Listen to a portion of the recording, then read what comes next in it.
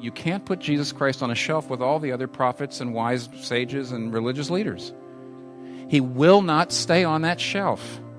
He's either way above them or way below them because of the nature of his claims. What do I mean? When you read the Gospels accounts of Jesus, it's just astounding. Not so much the direct claims, sometimes it's the indirect things that most hit me.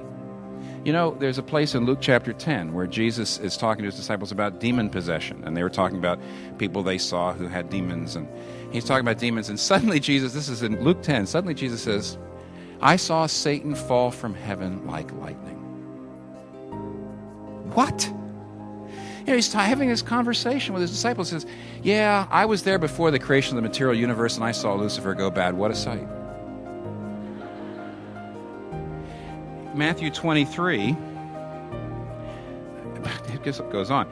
I mean, it's almost an offhanded comment. In Matthew chapter 23, verse 34, Jesus says, I keep sending you prophets, wise men, and teachers. What? Notice he doesn't say, I am a great wise man, I am a teacher, I am a great prophet, and God has sent me. No, he says, I am the force behind the universe that's been sending all the prophets and the wise men and the teachers and the religious leaders. What? You read any of the prophets in the Bible. Read Isaiah or Jeremiah, any of the prophets, and they're always saying, thus saith the Lord, thus saith the Lord. This is not my idea, they say, thus saith the Lord. Jesus never stoops as low as to say that. Do you realize that? Never does Jesus say, thus saith the Lord. Never. All he ever says is, truly, truly, I say unto you. Jesus Christ's consciousness of being the transcendent, uncreated, beginningless God of the universe, it permeates everything he says. It's behind everything he does. It's on every page, such that you can't extricate his teaching about love or ethics from it anyway, because everything he teaches is based on that self-understanding. And what does that mean? He can't be on the shelf.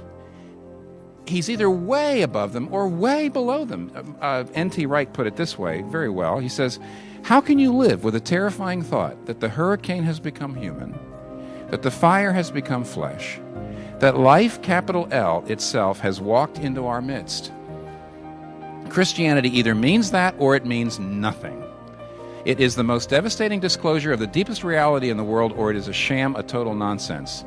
Most people, unable to cope with saying either of those two things, are condemned to live in the shallow world in between.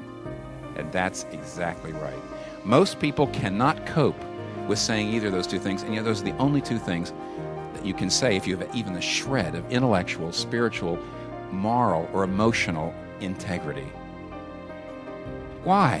When you read the Bible and you read Jesus' sayings, read Jesus' words, read Jesus' deeds, when you see that, how can you call that wicked, a sham? I mean, it's too nice. But you see, if it's true, then you have got to throw everything in your life down at his feet and say, command me. See, either it is a sham, either he is wicked, either he is a lunatic, or else every particular of your life has to revolve around him. And there is nothing in the middle.